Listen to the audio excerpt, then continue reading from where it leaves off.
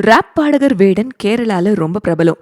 நான் பாணன் அல்ல, பறையன் அல்ல, புலையன் அல்ல, நீ தம்புரானும் அல்ல, ஆனா ஒரு மயிரும் அல்ல அப்படின்ற ராப் பாடல் மூலமா சாதிக்கு எதிரான ஒரு போர சாதியால பிளவுபட்ட மலையாள சமூகத்துக்கிட்ட கொண்டு சேர்த்தவர் இவரு.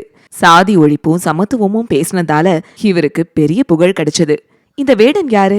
இலங்கை யாழ்ப்பாணத்துல இருந்து போரின் காரணமா புலம்பெயர்ந்த தாய்க்கும் திருச்சூரை சேர்ந்த மலையாள மொழி பேசுற தந்தைக்கும் பிறந்தவர் தான் வேடன். தலித் சமூகத்தை சேர்ந்த வேடனின் ராப் பாடல்கள் கடந்த 5 வருஷமா மலையாள இசை மற்றும் திரையுலகத்துல பெரிய புகழ் பெற்று வருது. இதனால அவருக்கு ஒரு கல்ட் ஃபாலோயிங்கும் உருவாகி இருக்கு.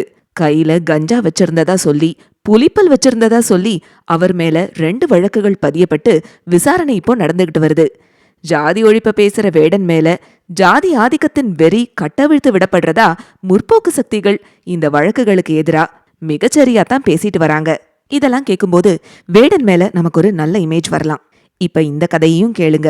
2021 வருஷம் மீட்டூ குற்றச்சாட்டுகளை 2 பெண்கள் பொது வெளியில வேடன் மேல சுமத்துனாங்க.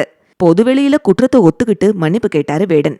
ஆனா சம்பந்தப்பட்ட பெண்கள் கிட்ட அவரு எந்த விதமான மன்னிப்பையும் கேட்கல.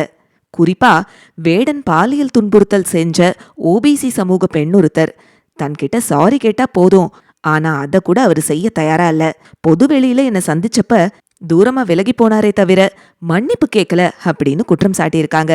இதுக்கு மேல தொடர்ந்து இந்த பெண்களுக்கு எதிரா அவரு வன்ம சொற்களை பேசிட்டு வர்றதாவும் இந்த சர்வைவர் சொல்லியிருக்காங்க.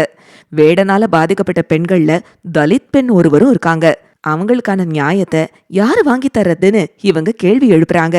ஒரு பக்கம் ஜாதி ஒழிப்பு முற்போக்கு இதெல்லாம் பேசிக்கிட்டு தலித் மாதிரி ஒடுக்கப்பட்ட பிற்படுத்தப்பட்ட சமூக ஆண்கள் பெண்களுக்கு எதிரா இந்த மாதிரியான பாலியல் குற்றங்களை செஞ்சுட்டு அப்படியே போய் ஜாதி போர்வைக்குள்ள ஒளிஞ்சுக்கிறது நிச்சயமா ஏத்துக்கவே முடியாத ஒரு செயல்.